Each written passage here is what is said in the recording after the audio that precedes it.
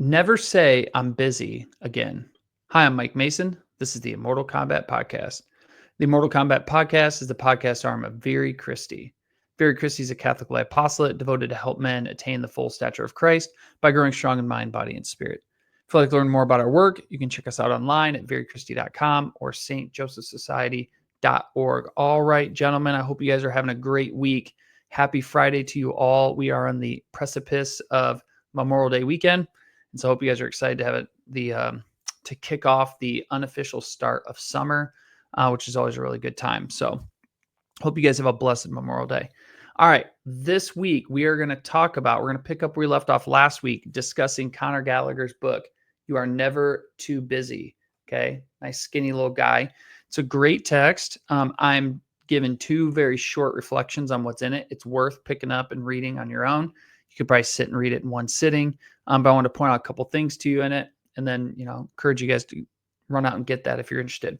But last week we looked at the issue of what it means to be busy and what sort of vice busyness fosters. Okay. So I tried to convince you last week that we should not use the term busy. And what Conor Gallagher does here is he says, when you look up the definition of busy, it claims that a person who's busy is occupied with tasks. Okay. And I made the comparison, occupied like a latrine is. That's not good. We don't want our lives being like that. A person who's bustling around all the time, a busybody. Okay. So I discussed that last time with when I was an evangelical, I would bustle around during church service instead of doing what I was supposed to be doing. That people are meddling in others' affairs. That's not good. That's sin of curiosity, not curiosity in a good sense, but a bad sense. Or our lives are full of distracting details. Now, if those four things is what busy means, when someone asks how you're doing or what you've been up to, we don't want to say I'm busy, because these four things are not good. And what these facilitate is the vice of sloth. Now, sloth, as we talked about last week, is sorrow at spiritual goods. Sloth generally does not manifest itself with a person being lazy and laying around and sleeping. Sloth, the way it manifests itself in our culture, is that people fill their lives with things that they shouldn't be doing. So like the one thing they should be doing, namely growing in holiness and their friendship with God, the few things that are under that, legitimate things like work and family and things like that, a person's just throwing a bunch of junk on top of that to ignore what life's really about. Okay. We need to fight actively against sloth. Sloth is very, very, very dangerous vice. Very common today. Guys, we need to fight back against that. Now, what I left you with last week was talking about possibly doing an examination of your schedule or your life. So if you're claiming to be busy, we need to take a kind of hard look at how life's going. Well, I want to pick up that thought this week and give you guys a couple suggestions to do that, stuff that I found pretty helpful. Okay. First thing, I'll pass a little story on to you. I remember hearing a homily. It might have been at church. I think it was probably online, a YouTube homily or something. But the priest said, he gave a little story about these monks who are during their recreation hour and they're shooting, a game of billiards, right? They're shooting pool. And one monk just throws out that he says, hey, what would you do if the second coming was going to happen in 5 minutes? And the brother thought about it for a second. He said, well, I'd finish my game of pool. And the point he was trying to make, the priest was trying to make, and that brother who answered correctly, by the way, was that whenever our Lord finds us, we should be doing exactly what he wanted us to be doing. Okay. When you talk about like how to set your life up, what it means to be busy, what our priorities are for, it's easy to get the impression that we need to be all business, especially those who are very serious about our faith.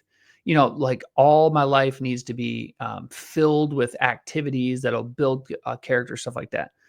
Guys, having a rule of life, which I'm going to elaborate more on here in a little bit, includes things like recreation.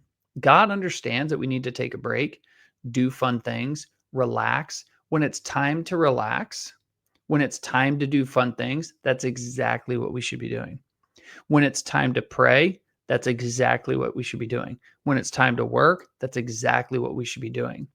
What we're trying to avoid with busyness is cluttering our lives up with things that don't matter. Okay. We're not becoming these, overly serious sticks in the mud. What we are doing is attempting to become intentional. Okay.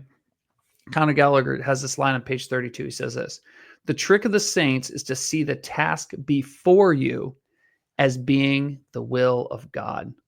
Every moment, no matter what we're doing, is God's will for us. Now, what God's will can come to us in an active, okay? He can have an active will or what's called a permissive will. His active will is when he's actively bringing about good things in your life, okay? Because God's the author of all good.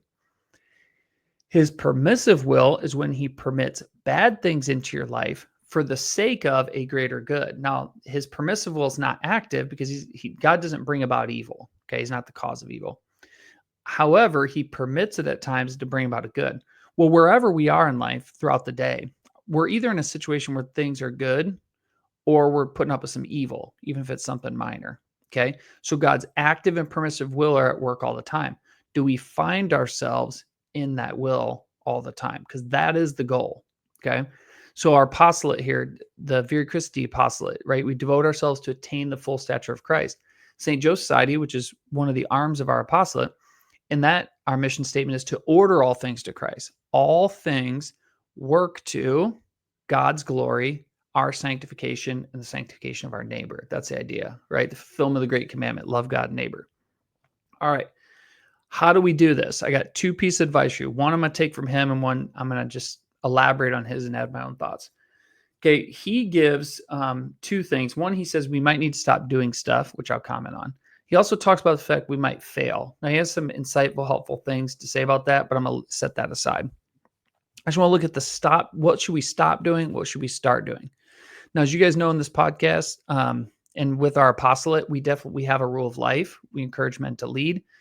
We do try to give you guys good, smart goals, right? Specific, measurable, actionable, realistic, and time-bound goals.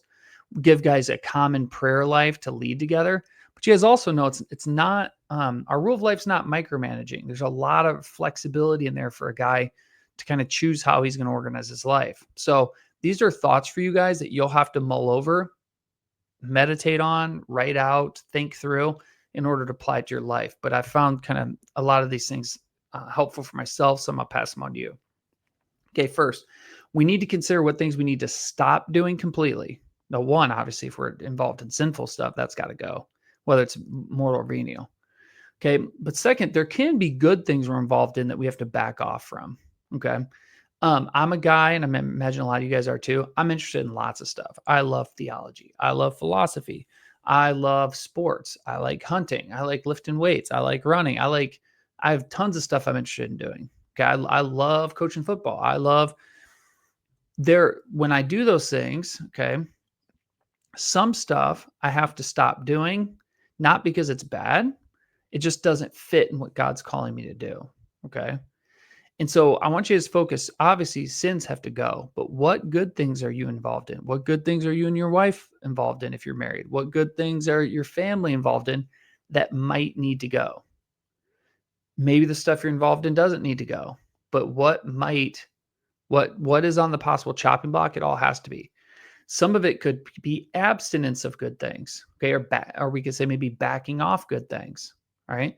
I like to work out, lift weights, and run and do all that fun stuff. Well, I would love to run very long distances through the woods. I like trail running a whole bunch, but I'm a father, I'm a husband, got work to do, got prayers to say.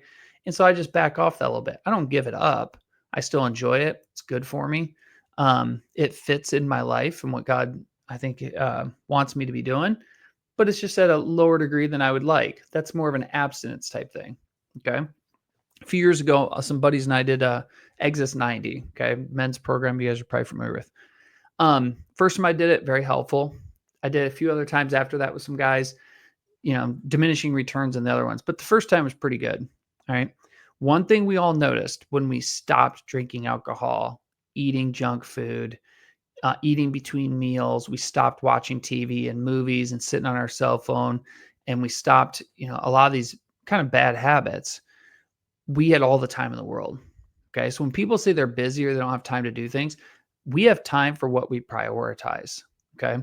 So we also might need to take a hard look at how we're spending our time. Think of technology, man. When should you turn that thing off, that cell phone, that computer? Okay. According to sleep experts, we got to turn off an hour or two at least an hour, possibly 2 hours before we go to bed. Are we doing that? Not just for ourselves, but our whole family. Is there a time at the night where you put that thing away? Okay. That will carve out time for you. So we need to really start abstaining from things or giving things up in order to stay in God's will. I don't think it's God's will for us to doom scroll through Twitter and, be sleep deprived all day because of it. A simple life hack of, again, turning your phone off at 7 o'clock or 8 o'clock for the evening. Maybe don't pick it up. Maybe 12 hours a day. You put it to sleep, right? What that'll do is it's going to serve a lot of other purposes, because God wants us to do things like sleep. Okay. God wants us to do things like, I don't know, sit in the living room and talk to our wife and children. Okay. We might need to remove things to do that. I'm not here to tell you guys what you should do or how much, or you got to work that out for yourselves, but look at those areas like that. Okay. So what do we need to stop doing? Second, what should we be doing? Right. We got to fill our time with something. So what should we be doing? In the St. Joe Society and Very Christie, we talk about being strong in mind, body, and spirit. So I just want to throw a couple things out to you guys. One, a rule of life we lead. Being a rule of life is living life intentionally. So when you intend to work out, you work out. When you intend to pray, you pray. When you intend to study, you study. When you intend to work, you work. When you intend to recreate, hang out, relax, you do that too. So a rule of life isn't being all business. A rule of life is structuring your life to achieve a goal. Well, our goal is to become saints. So how do we structure our lives to do that? Let's just look at body. Okay. Fellas, we need to eat a good diet. Okay. I'm not a dietitian or nutritionist or anything like that, but we need to be low junk food, very low on that. Highly processed food, get rid of that crap. Okay. Good, healthy protein, vegetables, fruit. Just fixing our diet is going to help with the busyness problem, because you're going to feel better, think better, and everything. Alcohol use. I'm not saying don't have it. Okay. Sorry, there's a fly going on here. Moderation. Okay. Because when we're not being healthy, we're going to clutter our lives with a bunch of other stuff that's just going to have this impact. Okay. That's first thing I think of. Exercise. A man's supposed to get 150 minutes of aerobic exercise a week. Got to make time for that, fellas. In our rule, 3 times a week of exercise. I don't tell you what to do, how to do it. We just throw that out there, because if you think 150 minutes a week, break that down to three 50-minute workout, no big deal. If you want to work out 6 times a week for a half hour, sweet. Like, that's great. Got to be getting the exercise. It's good for us. God designed us to need a healthy diet and to get exercise and to get sleep. Okay. Those 3 things is not being busy. That's God's will. And we can objectively look at those 3 things that are going to help us stay in his will. So take care of that stuff. Second, with your mind, you need to keep growing intellectually. Don't need to get a PhD in theology. Don't need to do that sort of stuff. Couple times a week, set time aside in your schedule and devote it to intellectual life. Okay. Turn the phone off at night. Read some fiction. I think I'm going to read Tom Sawyer and Huckleberry Finn to my kids. We're moving to a new town up by the Mississippi River. Well, I think we're going to do that at night. Turn the screens off and let's just read a fun story in the summertime. Okay. Things like that. Gotta carve out time for reading and study. Okay. Lastly, prayer. Our prayer life, got to stay devoted to that. Carve out time for our prayer life. Guys, we will make time for what we prioritize. And so as you're thinking through your workday, maybe you need to pass on a promotion. Maybe you need to, maybe become a little more disciplined and efficient at work so you can get off a little bit earlier. What I want you guys to encourage you guys to do, and maybe I'll do a podcast on this in the future on a rule of life, kind of what I do to structure my months and my goals and stuff. What I would encourage you guys to do is really examine your life. What can I get rid of? What can I abstain from? Okay. Maybe I'm not going to get rid of some things, but I'm going to cut them out. What do I need to make sure I'm doing to be in God's will? It's God's will for us to be healthy in body, right? Basic health. We're not talking about, workout freaks, 6-pack abs. Just live a healthy lifestyle. To study, train the mind, and to pray. He wants us to do that. Okay. Where are those in my life? What's that look like? What's a realistic goal for those sort of things? And then how then are you going to use those tools to lead your family well? Okay. For those of you guys who have family, for those of you who are single guys, what habits are you developing in order to be a good leader in the future. Okay. Those are some initial thoughts on busyness. So men, to wrap up, we don't want to be busy. We don't want to be meddling, busybodies, distracting details in life. We want to be intentional. We want a rule of life, strong in mind, body, spirit.